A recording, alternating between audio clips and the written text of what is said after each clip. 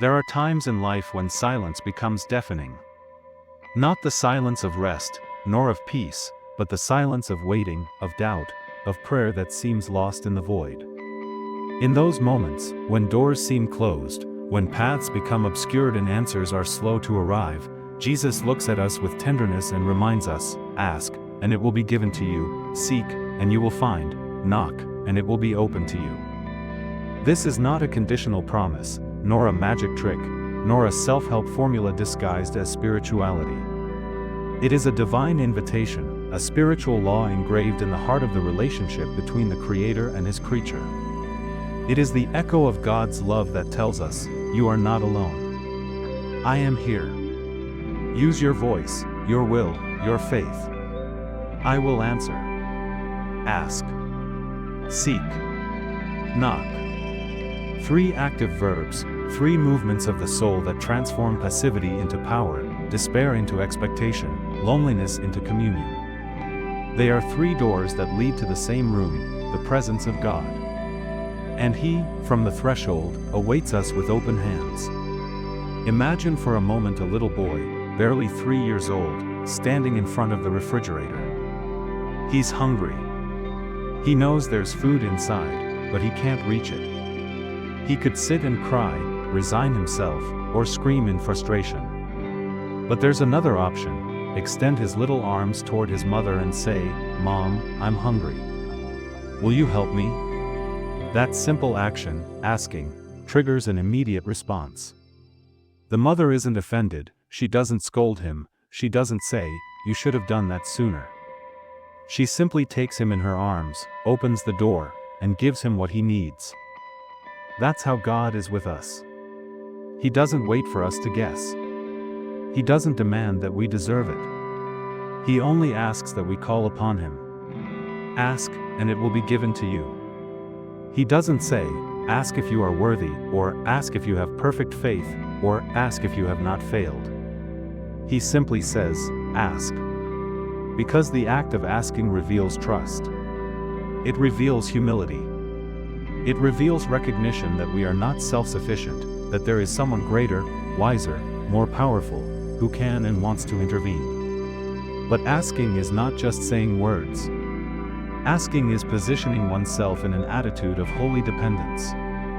It is letting go of control, admitting that we don't have everything under control. It is kneeling down pride and raising empty hands, saying, "Lord, here I am. I need your grace. I need your provision. I need your direction." And in that gesture, something wonderful happens.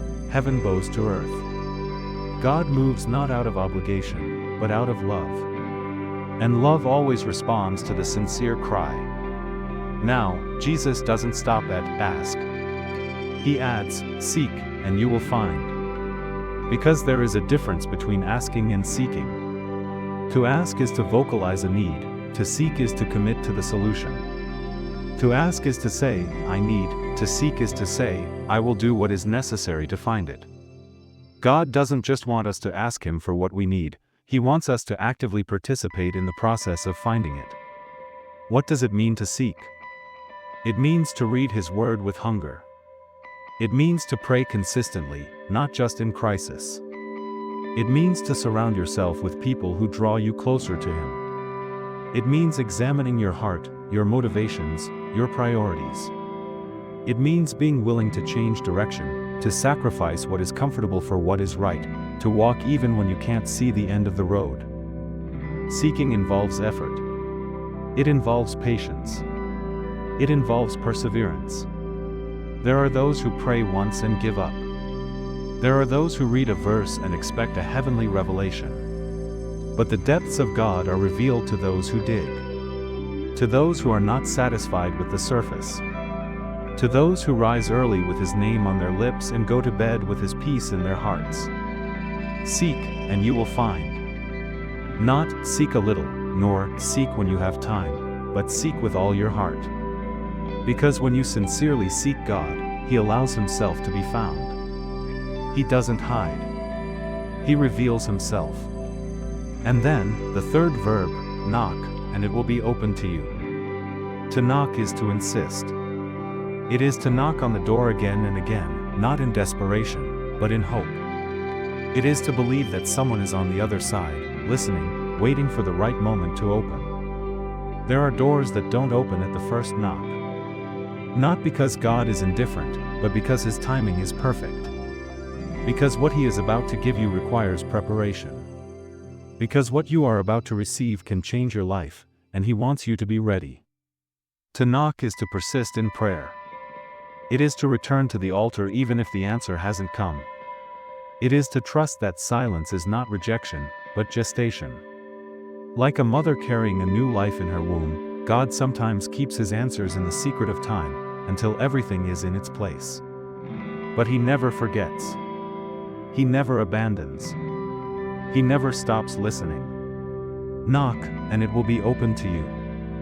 He doesn't say, knock, and perhaps it will be opened, or knock if you deserve to have it opened. He says, it will be open to you.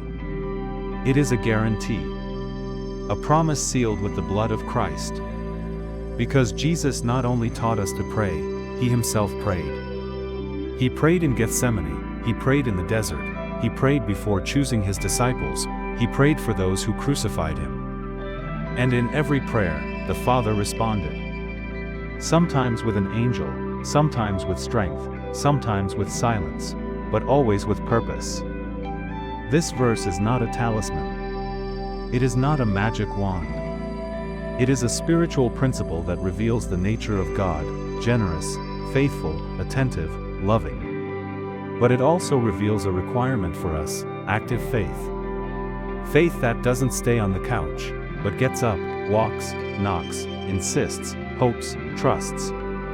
How many blessings have we lost by not asking? How many answers have we let slip by not seeking? How many doors remain closed because we stopped knocking? Sometimes we believe God doesn't hear, when in reality, we haven't spoken clearly. Other times, we believe He doesn't act, when in reality, we haven't lifted a finger to cooperate with His will. God doesn't bless laziness. He doesn't reward passivity. He doesn't open doors to those who don't even try to turn the handle.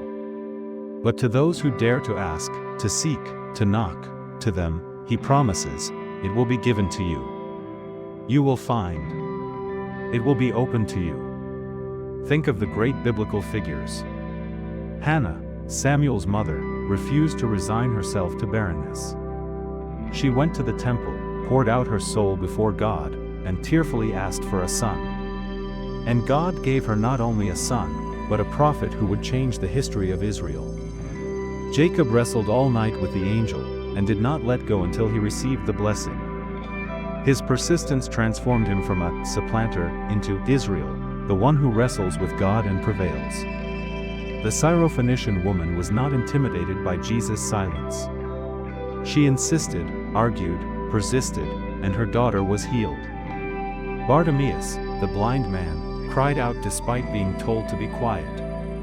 And Jesus called him, healed him, and sent him away in peace. All of them understood the power of asking, seeking, and knocking. They didn't have perfect theology. They weren't models of impeccable holiness. But they hungered for God. They had real need. They had practical faith. And that was enough. Today, you too can experience that same power. Perhaps you are facing an illness that won't go away. A child who is drifting away. A debt that suffocates. A dream that seems impossible. A pain you don't understand. A void that no one can fill.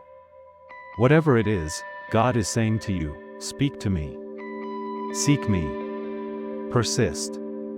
I am here. Don't underestimate the power of a simple prayer.